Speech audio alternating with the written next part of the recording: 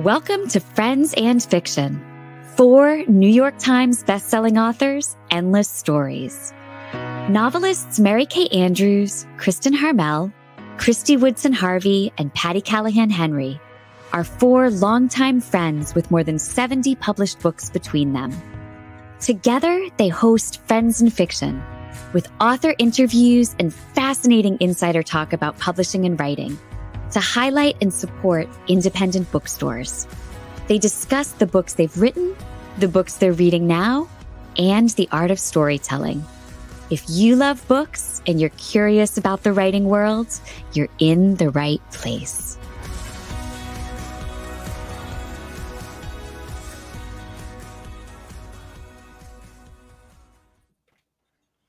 Hi, everybody. It's Wednesday night. Halloween's over. The pumpkins are out at the curb. It's time for another episode of Friends and Fiction, and we are so looking forward to tonight. So let's get started. You may notice that we've got a couple of designated hitters in tonight for Patti Callahan Henry and Kristy Woodson Harvey. But in the meantime, I'm Mary Kay Andrews. I'm Kristin Harmel. I'm Meg Walker. And I'm Ron Block as Kristy Woodson Harvey. I'm playing the role of Patti Callahan Henry tonight. Yes, right. And this is Friends and Fiction, 4 New York Times bestselling authors, endless stories to support indie bookstores, authors, and librarians. And tonight we'll be talking with Wanda Morris. Sorry. All right, you're off the show, Meg. I'm off the show. I had a couple You had one job. Is that what Patti would do? Yeah, get it together, Patti. Don't forget, as you know, we continue to encourage you to support independent booksellers when and where you can. And one way to do that is to visit our own Friends and Fiction bookshop.org page, where you can find Wanda's books and books by the Fab Four and all of our guests from the show and from the podcast, all at a discount. Yes. And have you seen our fall schedule for the Wednesday night live shows? It's under announcements on our Facebook page. And for all of you, our more than okay, Kristy messed up too.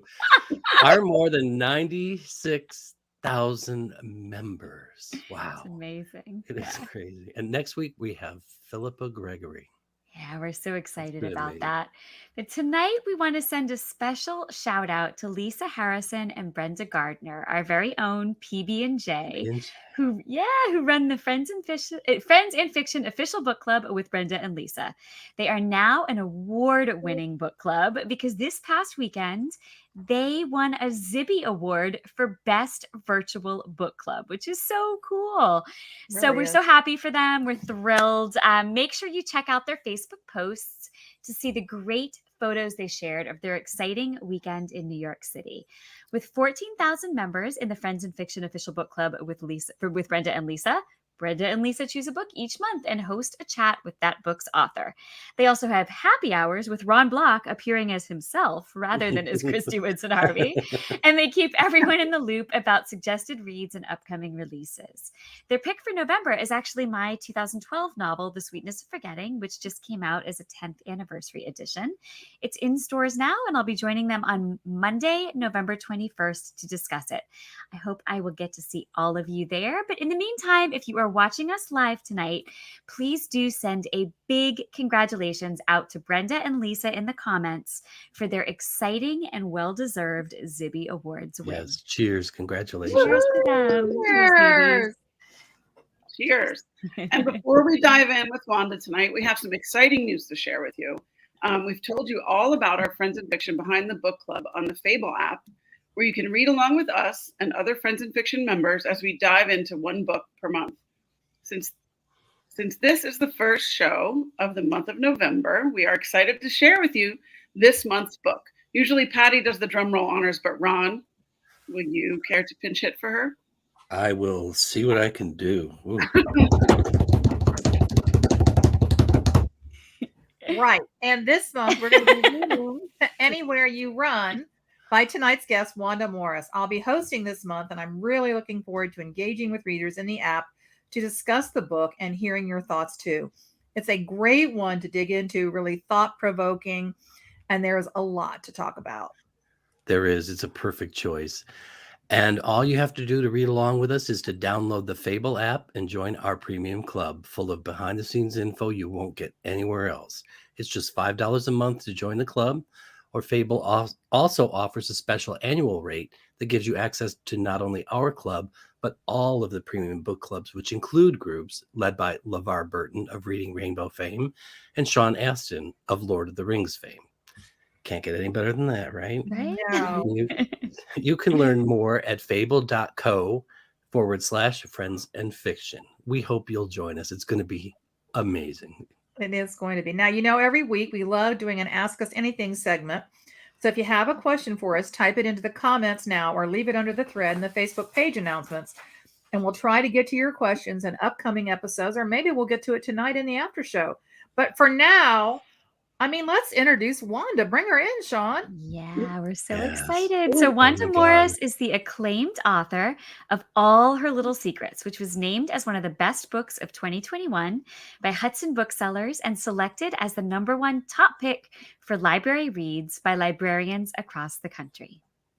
It was also selected as a Book Buzz pick by Good Morning America, and it won both the 2022 Lefty Award for Best Debut Mystery Novel and the 2022 Georgia Author of the Year Award for Best First Novel.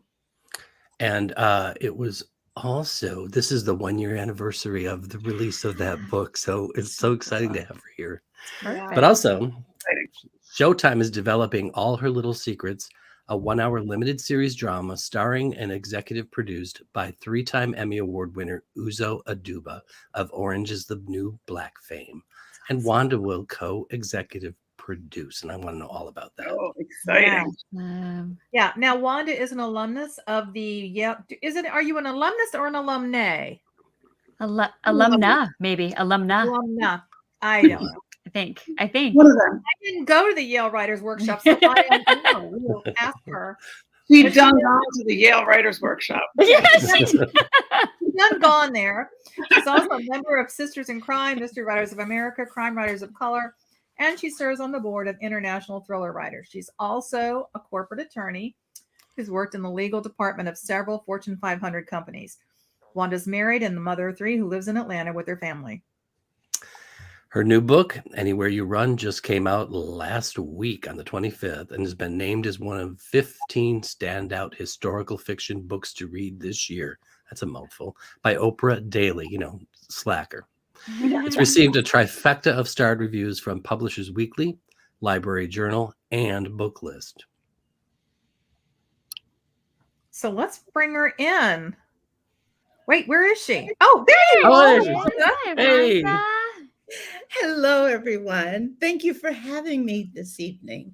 Oh, it's our pleasure. So We've happy been to have waiting you. quite a while. Yeah.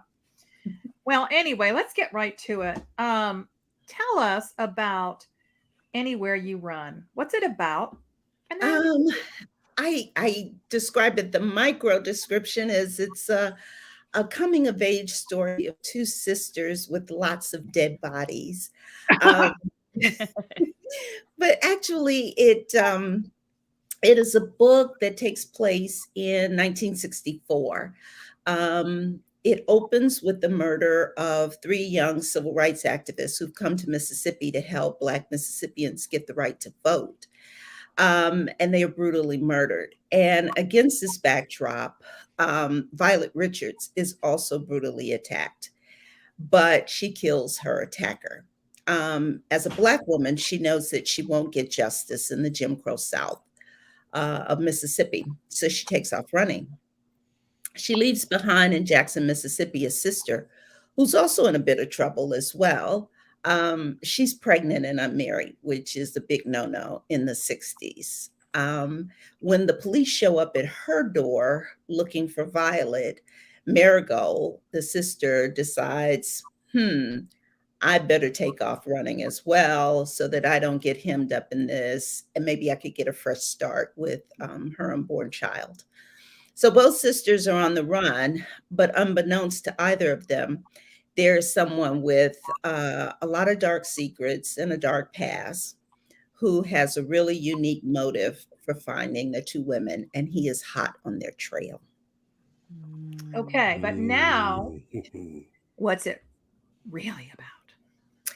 It is really a story about the bonds of sisterhood and love and loss, and how women, particularly Black women, dealt with the oppression of the Jim Crow South. Um, Marigold, the sister who heads north, thinks that there's a better life up north because there's no more segregation or Jim Crow. But in fact, she finds that there is a different sort of racism as well there. And so the story explores a number of themes around voting rights for Blacks in this country, police brutality, racism, a woman's right to govern her own body, woman's financial independence, all the happy little topics that I usually write. It's incredible though how timely that feels now. I mean, given that this was a time period, 50 years ago, right? 60 years ago, and here we are again with the same topics in the news. Exactly. That's what I hope that readers come away with, that they see the really stark and horrifying parallels between something that happened 60 years ago and what's currently happening today in 2022. I was talking with my daughter recently, and she's in her 20s. And I told her, I said, you have less rights in your 20s now than I did when I was in my 20s. And we're in the 21st century. Yeah. It shouldn't work that way. It shouldn't work that way. No. So Wanda, let's talk about your decision to set the book in the Jim Crow era South at such a stark time in the civil rights movement with the murder of 3 freedom riders in Mississippi. I mean, there were so many chilling moments experienced by your fictional sisters in the novel, Marigold and Violet. Writing those scenes as a Black woman living in the South, was it a visceral experience for you writing this book?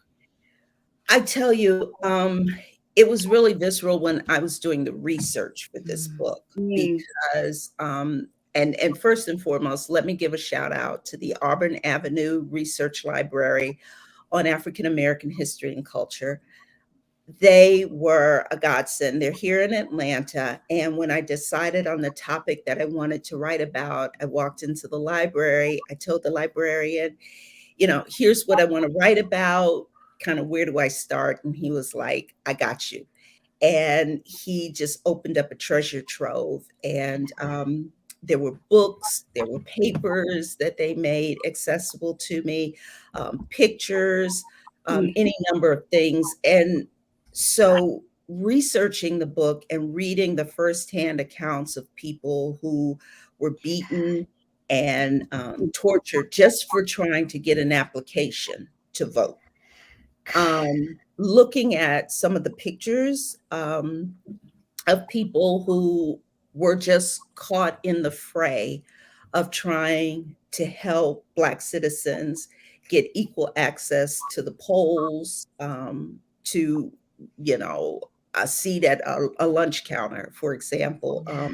There were actual pictures, and those were really, really difficult to look at. So the research was intense. I'm not gonna lie, the research was intense, and writing some of the scenes, I often would write a scene and then take a break, go and watch some cartoons, or I knit a lot, or just do something where I could step back from it. It was a really, really dangerous time for Blacks, and particularly in the Deep South.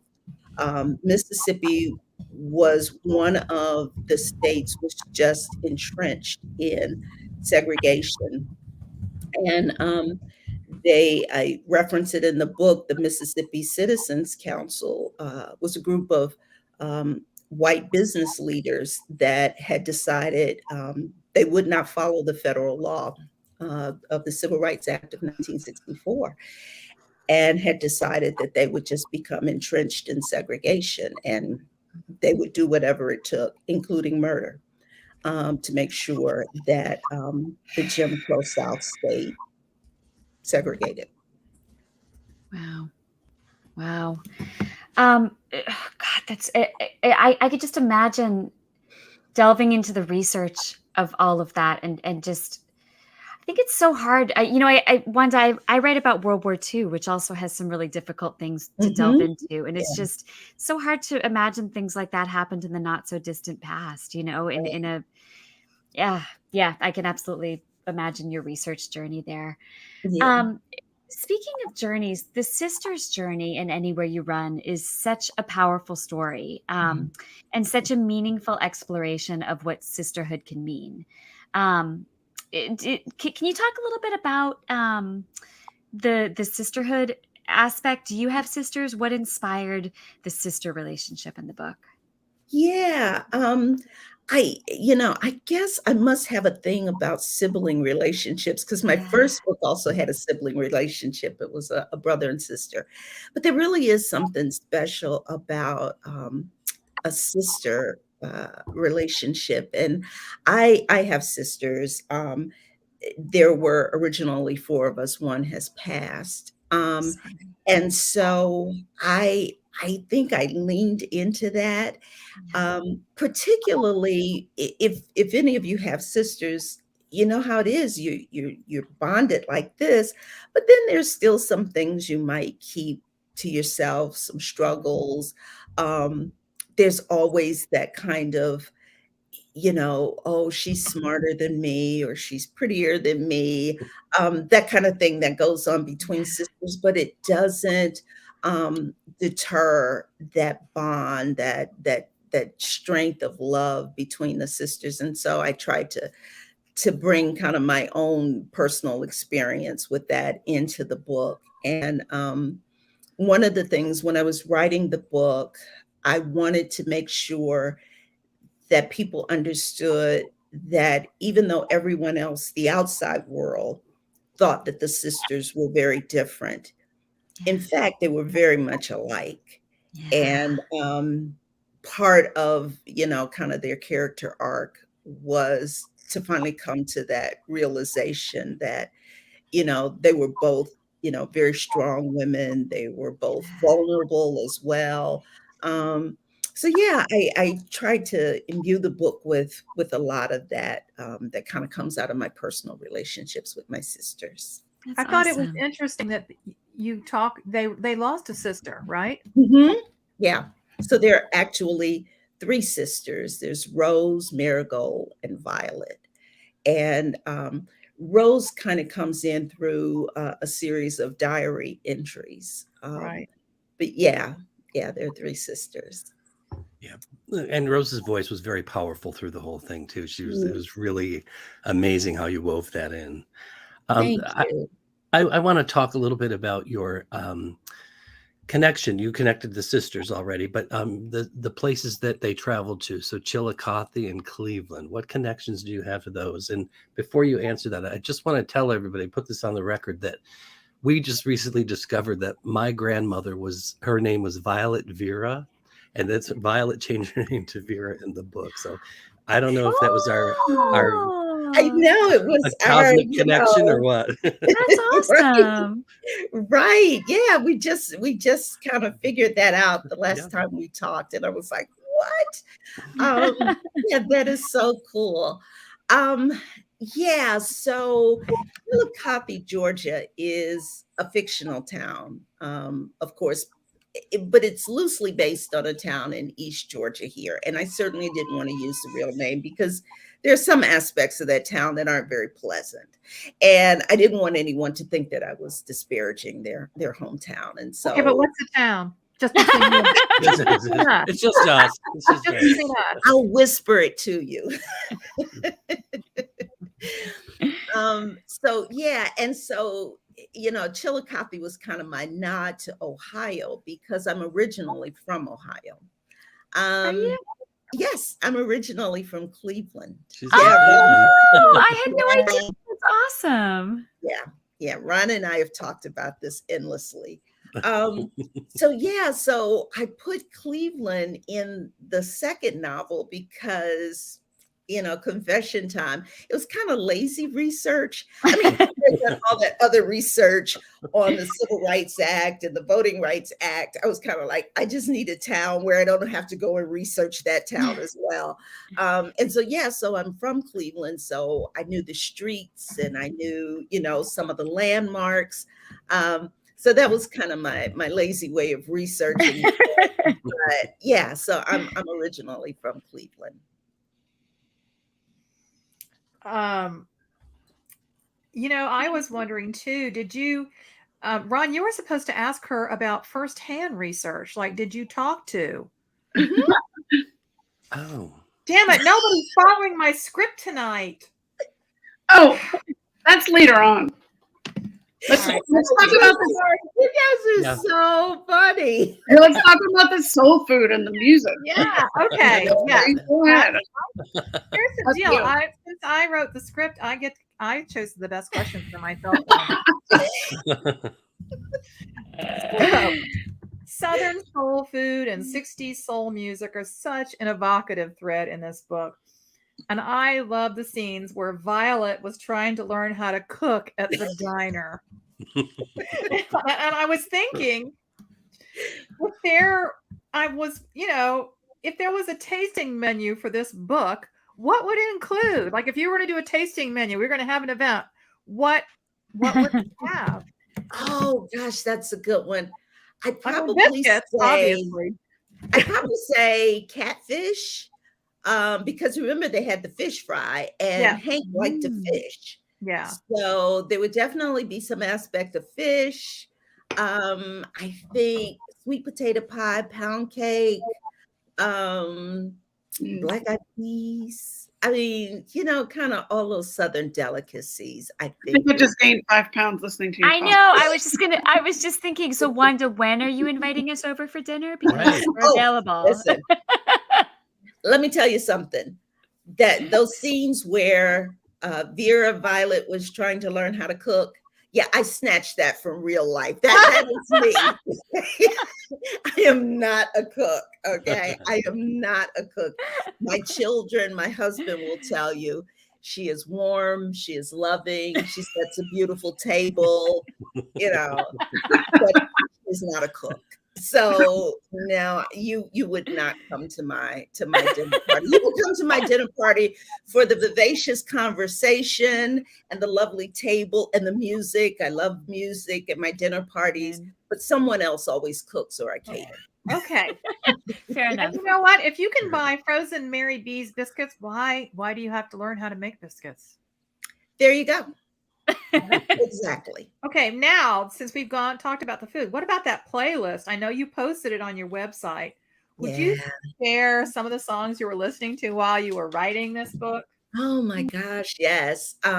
So music is very important to me because music was always throughout my house. And, it's a wonder that I don't play an instrument because there was always so much music. My parents loved music, excuse me, and my older brothers and sisters.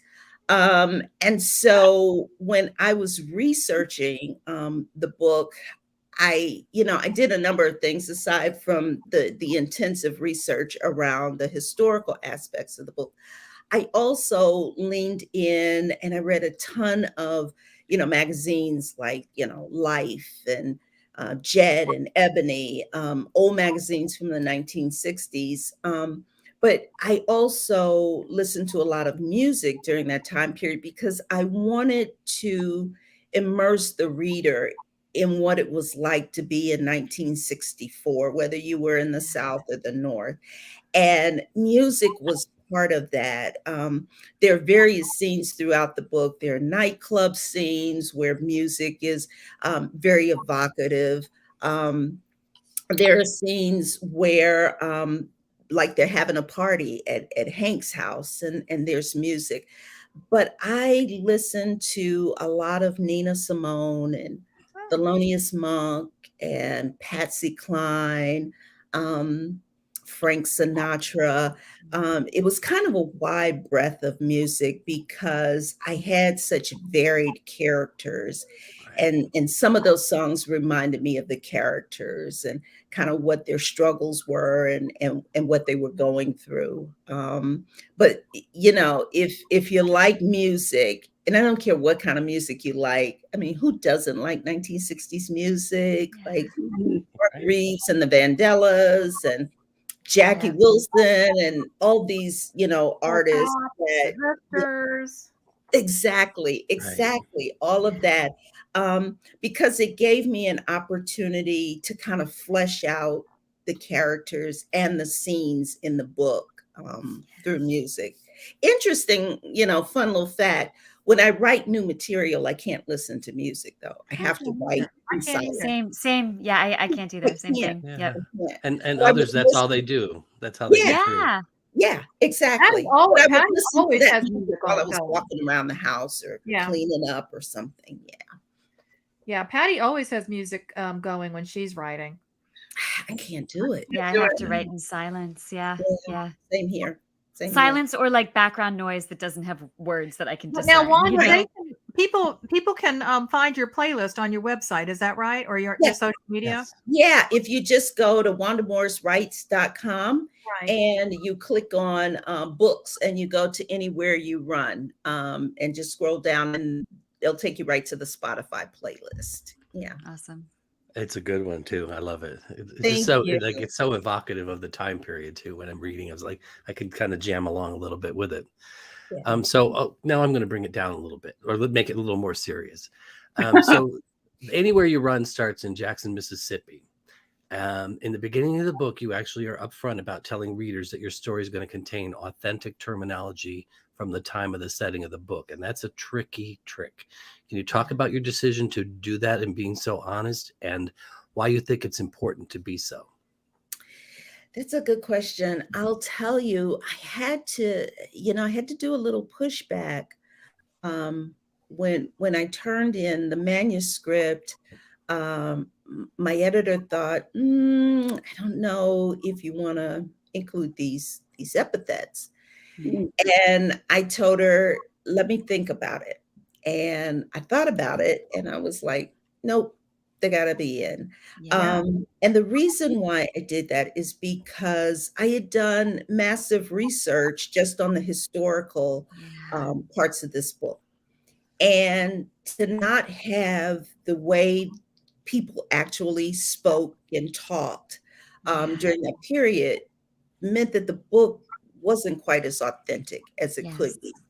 And first and foremost, if I'm going to bring a story like this, which is strong and powerful and chilling, it ought to be authentic as well. And so I do give readers a trigger warning that, you know, if you don't want to see this language, this may not be the book for you. But the other reason why I fought to keep the epithets in is because words matter. Words matter. And when you call someone an epithet, you are telling them that they are less than, that they are subhuman, that they are anything but what they actually are. And that was part and parcel of the segregationist society back then, to make Blacks feel less than.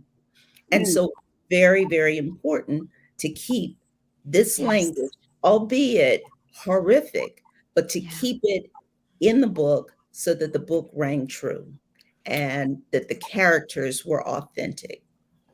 Good for you. I'm That's so glad you wonderful. fought for that. I mean, that's a hard thing to do because this is just your second novel. It's not like you've been doing this for 20 years or, you know, you have been published for 20 years and felt like, you know, I admire your courage in doing that. And I think it was the right thing. Yeah. Kristin writes World War II historic fiction. And, you know, her books have a lot about anti-Semitism. And I think you really can't convey the horror of that authentically unless you can't leave it out. Unless you really look into the Black soul of somebody who thinks that's okay. Yeah, exactly. Exactly. And it should hurt to read it. I mean, it should hurt. Like you should Right. feel that. You should feel it when you're reading that. You know what I mean? Because Yeah, it's a reminder of a time that should never be repeated. absolutely. Right, Absolutely. right, Yeah. and it drives it home too. And Mhm. I've spoken before about how, especially from historical fiction, I grew up in a school where we didn't learn these things. This was not part of our Yeah. curriculum. But Mhm. this Yeah. really brings it home for me, and it makes me go, Yeah. "Wow, this really did happen, and this is horrible." Yeah. And so I think being authentic is absolutely the right way to go. Yeah, yeah. I've been asked before, like, why did you start the book with such a terrible scene?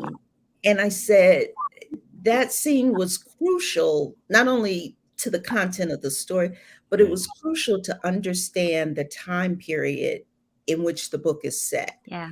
And that if three young men, two white, one black, come to help Black Mississippians get the right to vote and their life is not valued, then what does that say about every other life? And so I wanted to immerse the reader immediately into what Yeah. this meant and what the impact was. So, it's not for the faint of heart, but No. my last book wasn't either with the opening I was scene. gonna That's say. just me. Sorry, I don't make any apologies. It's just your thing. We'll just have you It's my come to thing, expect this right? from you. Well, Wanda, there's so much praise for you right now in the live comments from our people who are watching live, saying thank you so much for your authenticity and how much words matter. And even Lisa, our beloved Lisa Harrison, who runs the Friends in Fiction Book Oh, Club. I love Lisa. We do too. I'll never forget We the all first do. time I was called the N word. It cut deep. Oh, it's gonna make me cry. Words matter, and I love you, Wanda. So Oh. oh. I will not cry on this show. So knock it off, Lisa. yeah, Well- Lisa, put it out. Oh, we're not done yet. All Yeah.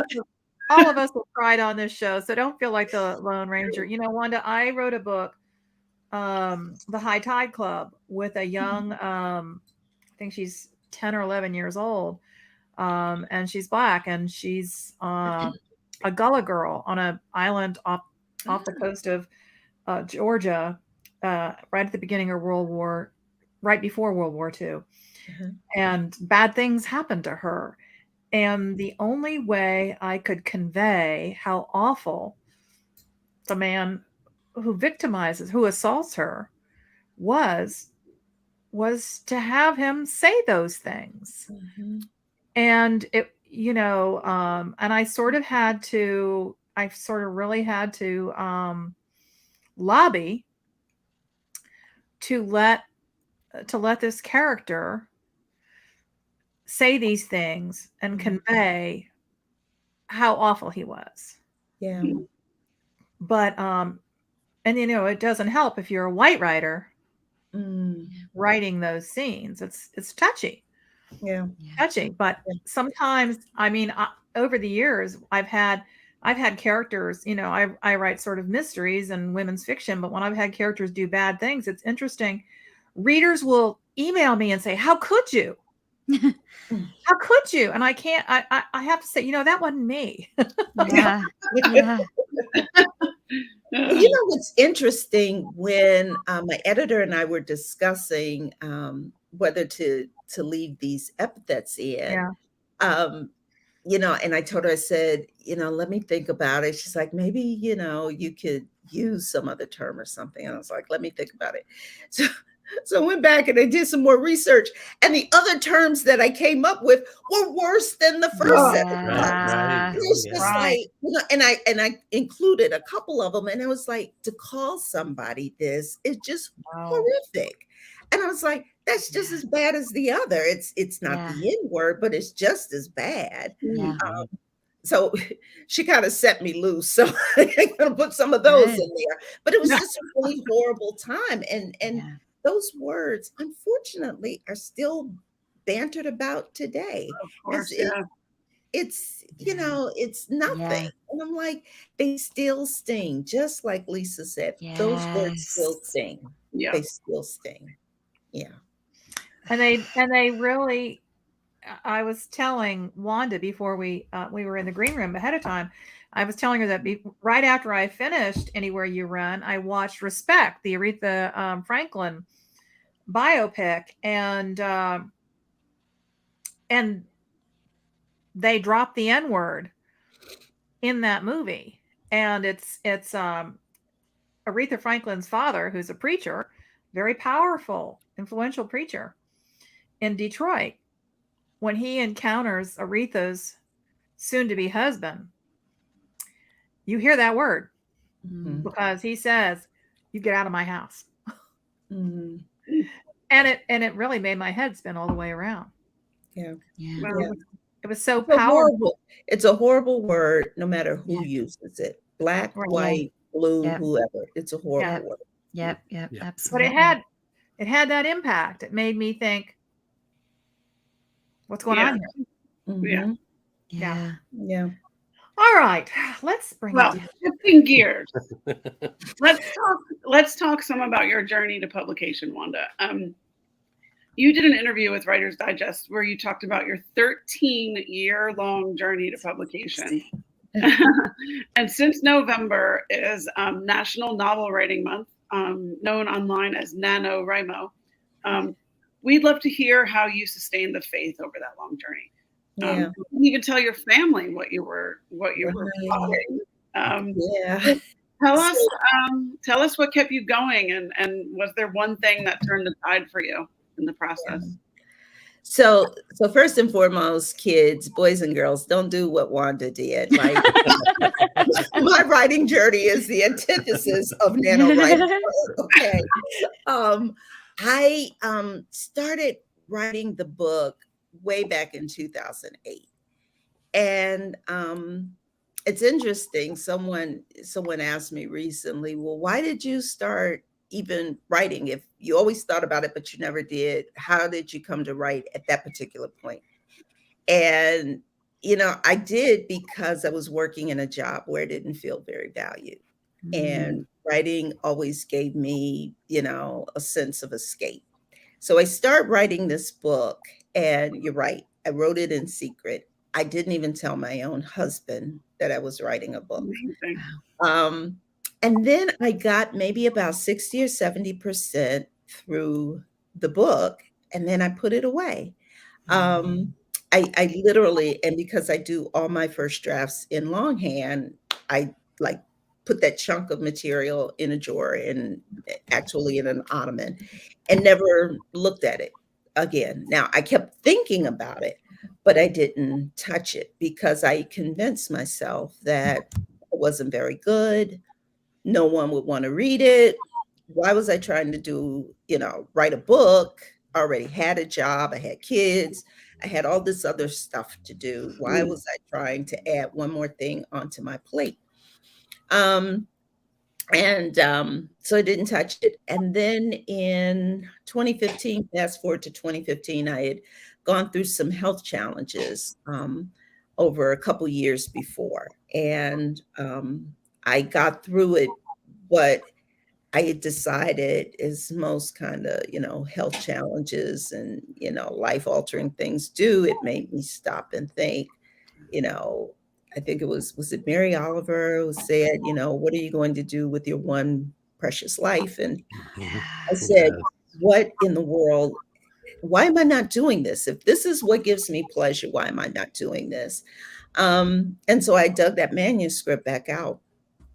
And, my first assessment was correct. It stunk up the place. It was bad. But I figured I could make something bad better. And I went about, writing to the end. I finally came to an end. And then thought, this will be great. I like the book. I like the characters. I'll send it off and get an agent and get published. And easy peasy, right?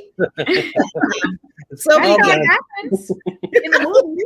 In the movies, that's how it happens. That's exactly how it happens, right?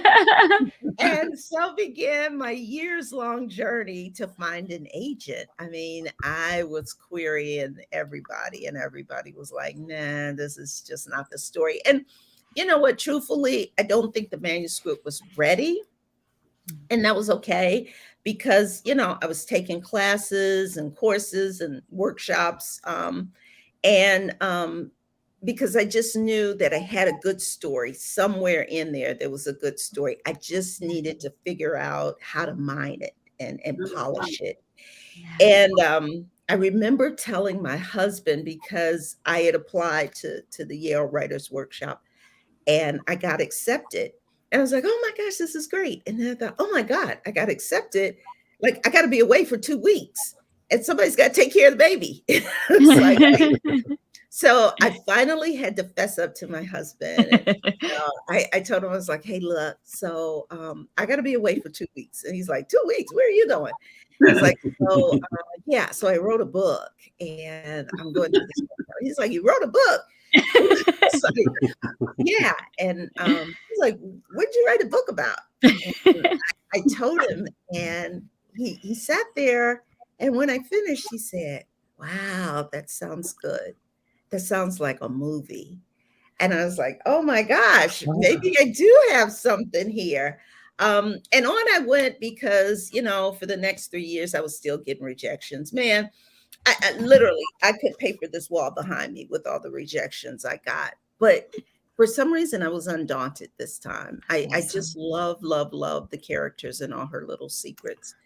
And finally in 2019, I went to Thriller Fest conference, and I did Pitch Fest and sat across the table from a lovely woman named Lori Galvin. And she said, tell me about your book.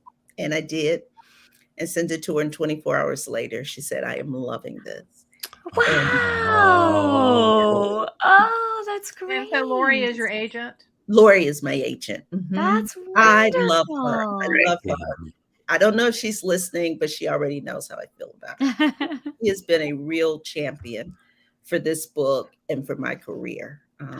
And that's what you really need. I tell people, you really think, oh, if I could just get an agent, but you really need to get the right agent, because getting the wrong agent could be a lot worse than having no agent at all. Yeah. True. Yeah. So yeah, it was a long process, but it's been well worth the journey. It really has. That's awesome. Now, do you still practice law? No, I can't. I love this too much. Right. Sure. I can't. And I can't do both, because if I'm going to do this and do it right, I want to give my full attention to it. So, but I still keep my law license active. You never know. This business is crazy. No. Well, maybe your husband was prophetic, because he said that it felt like a movie, and we now know that Uzo Aduba has bought the rights and is going to make your first book into not a movie, but a limited series for Showtime. So tell us about your involvement with that. Wow. So, you know, I am still having pinch me moments about this doggone thing, because, you know, you write a book and you think, oh, this is just so great. And then the thought that somebody else looks at it and says, you know what? I could see this in another medium. I could take this to a larger audience. And that just kind of blows me away. Yep. So, you know, all the love to Uzo Aduba, and the other producer, executive producer, is Denise Davis, who is a really, really talented young woman. Are you guys familiar with Issa Rae? Yeah. Yes, of course. Denise Davis is her creative partner and the producer of Insecure. So she's one of the executive producers. And then the screenwriter is a young man who's so talented. His name is Orrin Squire. And he's written for This Is Us and oh my God. Evil, and I'm forgetting it. Oh, The Good Fight. Oh gosh, I love that. The team is just bananas, crazy, smart, and talented. That's awesome. And I'm over the moon. I really am. You definitely could be. I think we're right there with you. That's so cool. Congratulations. I can't quit smiling. No, I'm like a kid to candy shop. I'm like, what? It's fantastic. Wanda, we're right there with you. Thank We you. are super happy for you. Thank you. If you need cameos, you've got people who are. Ron, let me tell you, I have heard from relatives I hadn't heard from since family reunion 1989. It's like, hey, so can I do a walk-on role? It doesn't work like that. Not how it works. Sorry. Okay, so one of the things that we also like to ask, are there any books on your nightstand that we might be surprised to find there? Ooh, surprised to find. I read a lot of different stuff. And I'm actually reading a book now. It's not on my nightstand. It's right here. Hang on. And it's actually a book that Lisa Unger recommended, and it's called How to Be an Artist. Oh. There we go. How to Be an Artist by Jerry Saltz. And it's a really cool book that just talks about kind of the process of creativity and things that you need to think about and perspectives that you need to have if you're creative, whether you paint or you can translate into writing. And so that kind of sits on my nightstand because I read from that every few nights or so. And then I read recently, you guys have probably heard about this. I just finished this book, Jackal by Aaron Adams. Aaron Adams. And this book is so good. It's about a young woman who goes home to visit or goes home to a wedding of her best friend. And while they're at the wedding, the best friend's daughter disappears. And then they learn that a series of young girls have disappeared from this town over the course of decades. And she sets off to find it. And it is a mystery that's blended with horror. And it's just incredible. It's a debut. So it's really cool. Sounds awesome. Yeah. Well, Wanda, if you wouldn't mind sticking around for another minute, we have more to talk about with you. But first, I want to tell you about our Writer's Block podcast with me and the rest of this gang here, and plus the two people that we're impersonating. We'll always post links under announcements each Friday when a new one drops. On the most recent episode, Patti and I talked to publishing veteran Beth Ann Patrick about the new podcast that she hosts called Missing Pages. It's fascinating. It's a great episode. Fascinating. No, I just listened to it. It's really good. And coming this Friday, Patti and I had a fantastic conversation with Amy Wallen about her latest book. It's told in graphic novel style, and it's called How to Write a Novel in 20 Pies. And since it's NaNoWriMo, Amy also does a thing where she bakes a pie every day for 30 days, and she calls it NaNoPimo. It's a real thing. I love that. It's a real thing. It's a real thing. So listen in for that. So listen, review, subscribe, and please tell a friend if you like what you hear. Awesome. And we also want to tell you about the big news about our first edition subscription and a few plans for next year. Yeah. Did you know we're going on the road together next year? Yes, we are. And I say we because Ron and I are definitely going. Yeah, better. Yeah. Next year, we'll do at least 5 Friends in Fiction live events, one during each of the Fab Four's book tours and a bonus event in April before any of those book tours kick off. So stay tuned for news about those 5 live events so you can mark your calendars and make your travel plans and join us as we take our show on the road in April, in May, in June, in July, and once more in the fall for MKA's Christmas book. If I finish it. Yeah. Can we get a bus like the Partridge Family? I want one, yes. I want one that looks like the bus in our summer tour poster. Yes. Yes. Also, our new Friends in Fiction first edition box is available now from my local indie bookstore here at the Jersey Shore, Booktown in Manasquan, New Jersey. And that features signed hardback first editions from each of the Fab Four in 2023 and a Friends in Fiction kitchen towel that says, "Dinner can wait. It's time for Friends in Fiction." You can order them right now at booktown.com. That's Booktown with an E at the end. Okay. Wanda, one question we always like to ask, what were the values around reading and writing when you were growing up? Oh gosh. As I don't think that there was a time that I didn't have my nose in a book, and I credit both my parents for that, because they really valued education. They grew up in the Jim Crow South. So when I talked in Anywhere You Run about secondhand books that were passed on to the Black schools, things like that. That's what my parents grew up with. And so they really valued education and reading. And I always say, my mom never declined me the purchase of a book if I asked for a book. She always it was so funny because my sister that was next to me, she was 5 years older than me, and I always loved to go to the library. But when I was young, my mother wouldn't let me go to the library by myself. So she would make my sister take me. And my sister was happy to be out playing with her friends and not dragging her little sister to the library.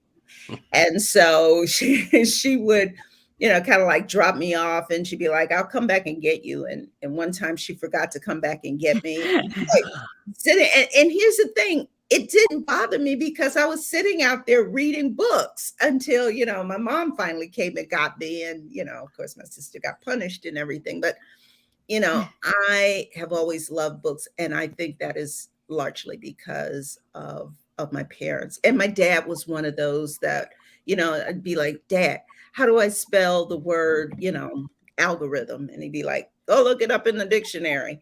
And how can I look it up in the dictionary? I don't know how to spell it. I learned later that valuable. Yeah, it was so valuable because I went and I was phonetically trying to spell it out so that I could find the word. And so it was things like that were so crucial to me being a book lover, and I dare say a writer right now. Love Definitely. That's awesome. Well, Wanda, thanks so much for spending time with us. Tell us about how folks can find you both in real and digital life, because I know you've got some other events coming up and you've got a great social media presence. Thank you. So if you go to my website, wandamorriswrites.com, you can find all my books. You can find all the places where I'll be coming up the rest of this year as well as next year. On the events page. And, really, if you love my books, send me a note. You can send me a note through my contact page. If you don't like my books, keep it to yourself. But I love hearing. Good advice. Good advice. I do. I love hearing from readers. And by the way, Wanda's going to stay on for the after show. Yes. So don't leave yet. Don't leave yet. No, but just a reminder that you can find all of our back episodes on YouTube. We're live there every week, just like we are on Facebook. And if you subscribe, you won't miss a thing. And be sure to come back right here next week and on YouTube when we welcome Philippa Gregory. Oh, that should be good.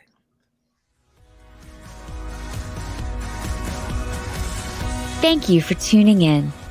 You can join us every week on Facebook or YouTube, where our live show airs on Wednesday nights at 7 p.m. Eastern Time. Also, subscribe to our podcast and follow us on Instagram. We're so glad you're here.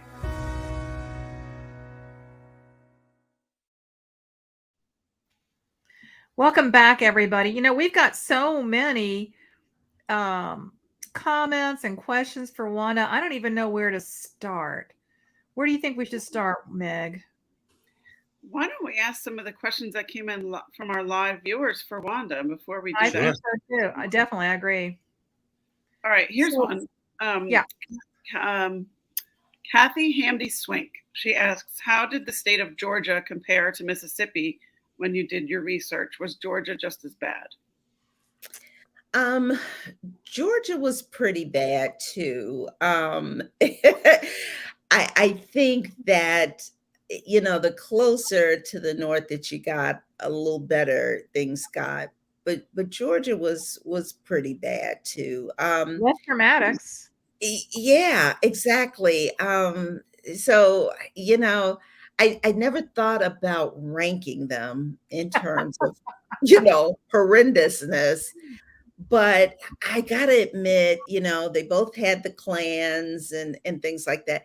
That Mississippi Citizens Council was pretty darn bad because they had the resources in addition to, just having, the perspective that they had, but they had the resources to put behind all the horrendous things that they were doing. And it's unfortunate. In Mississippi, some people were so determined to keep things segregated that they would shutter their businesses rather than open them up to Blacks. And so that's what I say about some of the characters in my book, is that they worked against their own self-interest, all in the name of hatred and racism. And that just kind of boggles my mind every time I think about that. I was doing research for a book, a mystery that I wrote. And in it, I have an abandoned amusement park just off I-20 in Atlanta. And I had seen, gosh, it's been gone for so long, probably 25 years, but you could see the remnants of either a Ferris wheel or a roller coaster from I-20. And I was fascinated with that. And so I made up a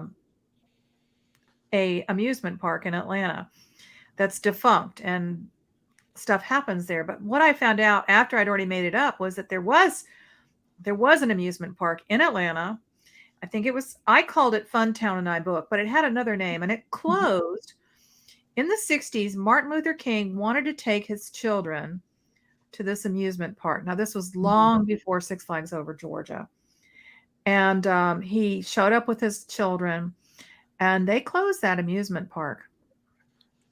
Crazy. Rather than, wow. And it's like swimming pools. They closed it down and just left it so that they did not have to integrate an amusement park. Yeah. So as bad as you imagine it was worse. It was worse. Yeah. It was worse. Yeah. Well, there's a lot of people asking about your knitting too, Wanda. So we had a couple of questions. Carrie Soderman wanted to know, are you in a knitting group? And Brenda Gaskell, this is an interesting question, wants to know if your knitting projects tie in with your writing project. No, they don't. I'll answer the second question. They don't usually. I usually just use knitting as a way to kind of figure out plot points. Like I'll get to a point where I have written myself in a corner or something, and I'm trying to figure out, gosh, how do I get her off the 20th floor of that building, when a bad guy's chasing her with a gun. And so I will knit. And so I have, my family teases me because I have like a stack like this high of just blankets, because I'm just doing a stitch, 1 or 2 stitches, nothing complicated, because I would have to think about that. So I just need something that will busy my hands and help kind of free up my mind. I am not in a knitting club. I wish I could find one here. I'd love to do that if I could find some time. But I love to knit and crochet. And for me now, it's a way of staying close to my mom, who has passed on, because she taught me how to knit and crochet. And so every time I do it, I always feel like, it's something that she and I shared, because none of my other sisters, I have one sister who crochets, she doesn't knit. But yeah, it was a way that, we would stay close. That's wonderful. I love that. Yeah. What else have we got coming in here? I'm looking. Well, somebody, we got questions that folks have left on the website. And so somebody asked about our favorite writing spot. Wanda, what's your favorite writing spot? Oh, gosh. Wherever there's some Cheez-Its.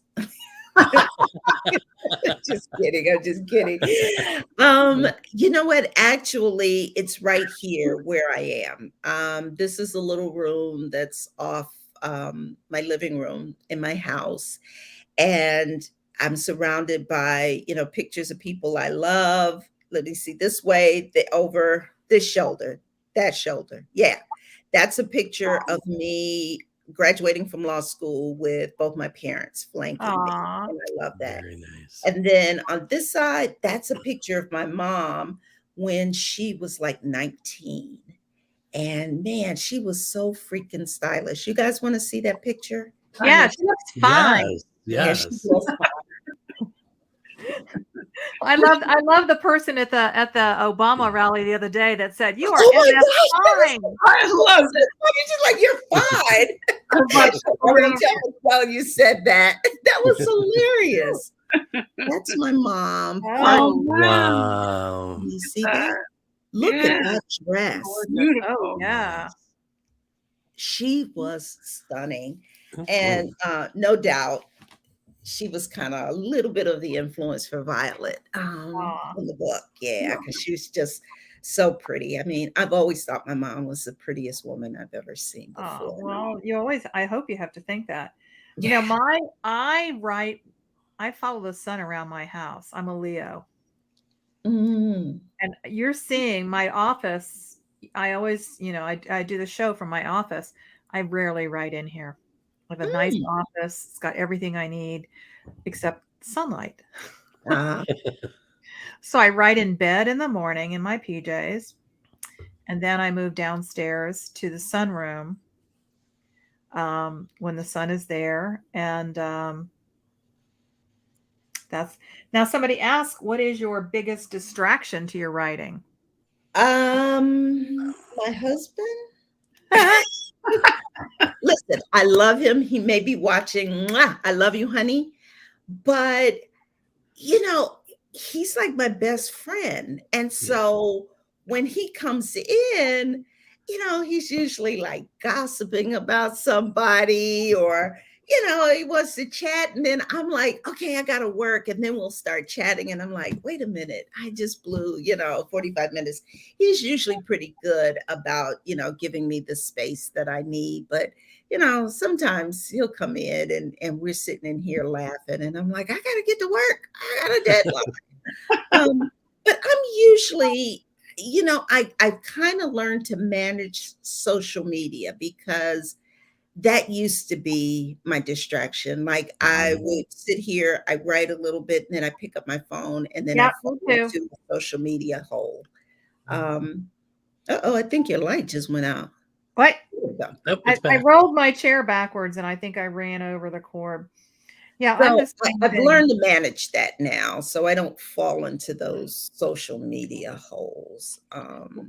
What's your biggest motivation to continue writing? Oh, the fact that I get to do this every day. Like, it took me so long to kind of figure out that this is the thing that I love doing the most.